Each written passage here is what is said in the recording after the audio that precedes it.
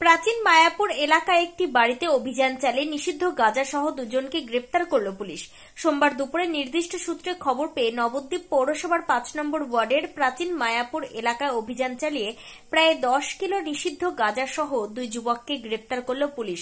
গাঁজা সহ গ্রেপ্তার হওয়া দুই যুবকের নাম যথাক্রমে রাজবংশী পাড়ার বাসিন্দা সঞ্জু রাজবংশী ও অরবিন্দপল্লীর বাসিন্দা সৌরভ রাজবংশী। সূত্রের খবর, এদিন দুপুরে গোপন সূত্রে খবর পেয়ে শহরের ৫ নম্বর ওয়ার্ডের প্রাচীন মায়াপুর এলাকায় অভিযান চালায় নবদ্বীপ থানার পুলিশ। অপরদিকে পুলিশের অভিযানের বিষয়টি আজ পেরে অভিযুক্ত দুই যুবক গাঁজা ভর্তি দুটি ব্যাগ সহ ঢুকে পড়ে একটি বাড়িতে।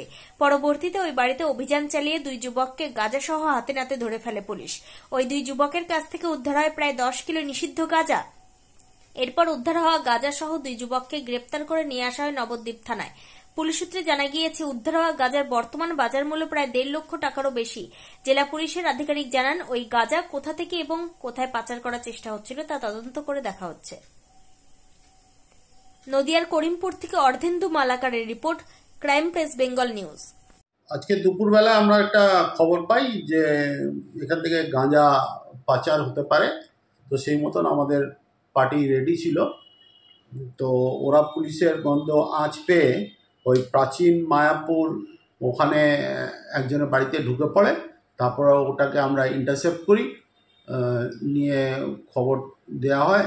তারপরে যা যা প্রক্রিয়া করে ওদের কাছ থেকে প্রায় ১০ কেজির মতন গাঁজা উদ্ধার করা হয়।